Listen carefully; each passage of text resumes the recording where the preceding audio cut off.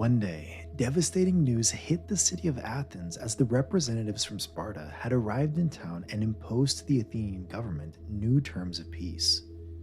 If the Athenian government didn't agree to the harsh terms, their city would be attacked. Everybody knew that the consequences of the war between the two would be devastating, since those were two of the strongest powers at that time. Furthermore, the two powers were complete opposites of each other. Sparta was a fully military state, while Athens was more of a democratic power that relied heavily on its navy. The two were sworn enemies of each other. So, a couple days later, the Athenian assembly met on Nix Hill to discuss their next move.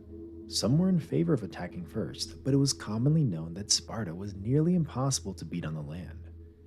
Others wanted to accept the terms, but that would only show their weakness and would give confidence to the Spartans. The Athenians seemed to be doomed, and the war was now thought to be inevitable. That's when a very well-respected figure stepped up. It was Pericles. He was a beloved leader, and his opinion would matter way more than anyone else's. But even though he was well-respected, Athenians found him rather peculiar since his ways of leading were very different. For Athenians, a perfect leader should be heroic, a risk-taker. Pericles was none of that, and his first move showed that Athenian politics would never be the same.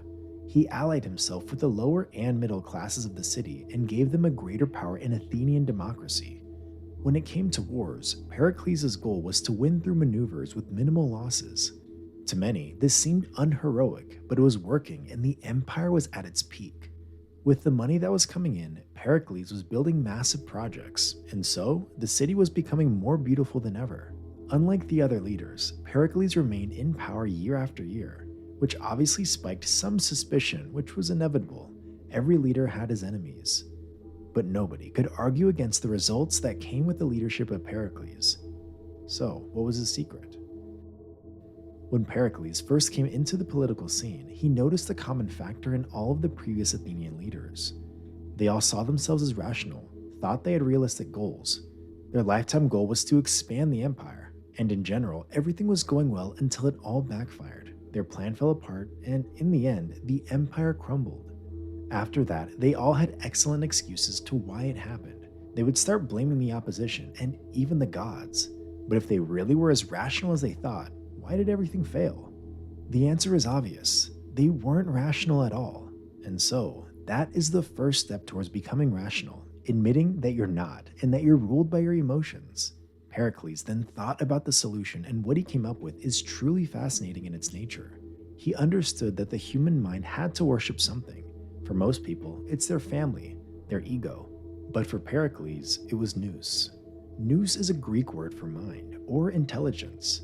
Nous is directly linked to the Greek goddess of Athena, and to be visited by her was considered to be a true blessing. She would guide great generals and the best inventors towards different achievements. But the reality is that we've all got our proper inner Athenas, we just have to cultivate it. To do so, we must first find a way to control our emotions. Pericles trained himself to never react in the moment and never let his emotions control his decisions. Sometimes he would isolate himself for days in order to get back on track. His goal was to do what's best for Athens, and that mindset kept him away from the ego trap. He also tried to remain as open-minded as possible. He even listened to his enemies. Through long process and practice, Pericles acquired the power of rationality. He managed to outweigh his emotions with his inner Athena and give the Athenians the prosperity that they'd never seen before. What happened after Pericles speaks for itself. The Athenians went back to expanding their empire, which at first gave them the power that they had never even dreamt of. But soon after, when the Athenians were planning on delivering the final blow to their enemies, their plan blew in their faces as they lost every single ship and every single man they sent. Miraculously, the empire managed to hold on, but they would never retain the same control that they had under Pericles.